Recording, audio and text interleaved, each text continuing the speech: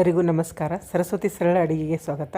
ಬರ್ರಿ ಇವತ್ತು ರುಚಿಯಾದ ಒಂದು ಸಾರಿನ ರೆಸಿಪಿನ ನಾನು ತೋರಿಸ್ಲಿಕ್ಕತ್ತೀನಿ. ಇದೇನದ ಹುಣಸಿಕಾಯಿ ಸೊಪ್ಪು ಏನಿರ್ತದಲ್ಲ, ಹುಳಿ ಸೊಪ್ಪು, ಅದನ್ನು ಹಾಕಿ ಸಾರು ಹೆಂಗೆ ಮಾಡ್ಕೋಬೇಕು ಎಂಬುದನ್ನು ಈ ವಿಡಿಯೋದೊಳಗೆ ತೋರಿಸ್ಲಿಕ್ಕತ್ತೀನಿ. ಭಾಳ ಟೇಸ್ಟ್ ಆಗ್ತದೆ, ಮಾಡೋದು ಅಗ್ದಿ ಈಜಿ ಅದ. ಹೆಂಗೆ ಮಾಡಿದೆ ಎಂಬುದನ್ನು ಈ ವಿಡಿಯೋದೊಳಗೆ ಈಗ ನೋಡ್ಕೊಂಬರೋಣ. ಇದು ನೋಡಿರಿ, ಅರ್ಧ ಕಟ್ನಷ್ಟು ನಾನು ಏನಿದೆ ಹುಣಸಿಕಾಯಿ ತೊಗೊಂಡಿನಿ. ಈಗ ಇದು ಮೊದಲಿಗೆ ಏನದ ಸ್ವಚ್ಛಗೆ ತೊಳ್ಕೊಂಬರೋಣ.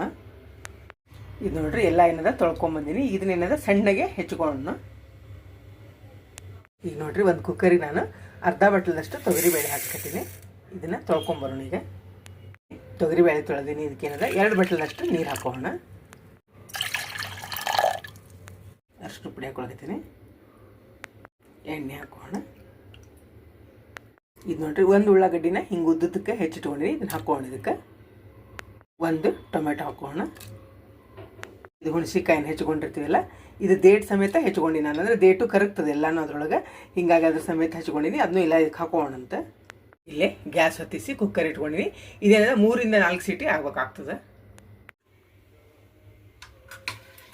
ನೋಡಿರಿ, ಬ್ಯಾಳೆಲ್ಲ ಬೆಂದದ. ಹಿಂಗೆ ಹಣ್ಣಾಗಿ ಬೆಂದರೆ ಚಲೋ ಆಗ್ತದೆ ಬ್ಯಾಳೆ.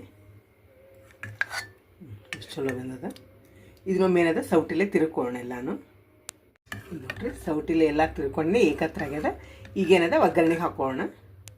ಇದು ನೋಡಿರಿ, ಗ್ಯಾಸ್ ಹೊತ್ತಿಸಿ ಒಂದು ಬುಟ್ಟಿ ಇಟ್ಕೊಂಡಿನಿ. ಈಗ ಇದಕ್ಕೇನದ ಒಗ್ಗರಣೆ ಹಾಕೋಣ. ಇಲ್ಲಿ ಎಣ್ಣೆ ಹಾಕೊಳ್ಕತ್ತೀನಿ. ಸಾಸಿವೆ ಹಾಕೋಣ. ಜೀರಿಗೆ ಹಾಕೊಳ್ಕತ್ತೀನಿ. ಕರಿಬೇವು ಹಾಕೋಣ. ಈಗ ಅರಿಶಿನ ಪುಡಿ ಹಾಕೊಳ್ಕತ್ತೀನಿ. ಇದೇನು ಬ್ಯಾಳೆ ಬೇಯಿಸಿವಲ್ಲ, ಈ ಬ್ಯಾಳೆ ಹಾಕೋಣ ಎಲ್ಲಾನು. ಇದಕ್ಕೀಗ ರುಚಿಗೆ ತಕ್ಕಷ್ಟು ಉಪ್ಪು ಹಾಕೋಣ. 1 ಚಮಚದಷ್ಟು ಖಾರ ಪುಡಿ ಹಾಕ್ಲಿಕ್ಕತ್ತೀನಿ.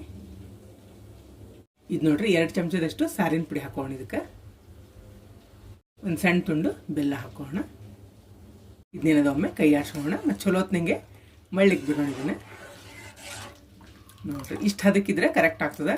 ಭಾಳ ಗಟ್ಟಿ ಆದ್ರೆ ಮುದ್ದೆ ಪಲ್ಯ ಅನ್ನಿಸ್ತದೆ. ಮತ್ತು ಅತಿ ನೀರಾದರೂ ತಿಳಿ ಸಾರು ಆಗ್ತದೆ. ಇದೇನದ ಕರೆಕ್ಟ್ ಅದ ನೋಡ್ರಿ. ಇಷ್ಟಿದ್ರೆ ಮತ್ತು ಮಳ್ಳಿ ಇನ್ನೊಂದು ಚೂರು ಗಟ್ಟಿ ಆಗ್ತದೆ. ಚಲೋ ಹೊತ್ನಂಗೆ ಈಗ ಇದನ್ನು ಮಳ್ಳಿಗೆ ಬಿಡೋಣ. ಇಲ್ಲಿ ಸಾರು ಮಳ್ಳಿಗೆ ಹತ್ತದೆ. ಇದಕ್ಕೇನದ ಕೊತ್ತಂಬರಿ ಹಾಕೋಣ ಲಾಸ್ಟ್. ನೋಡ್ರಿ, ಮಳ್ಳಿದ ಮೇಲೆ ಏನದ ಇಷ್ಟು ಗಟ್ಟಿ ಆಗ್ತದೆ.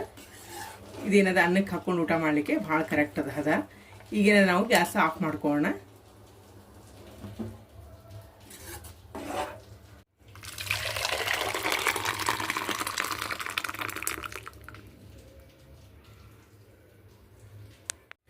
ನೋಡಿದ್ರಲ್ಲ, ರುಚಿಯಾದ ಹುಣಸಿಕಾಯಿ ಸಾರು ಮಾಡೋದು.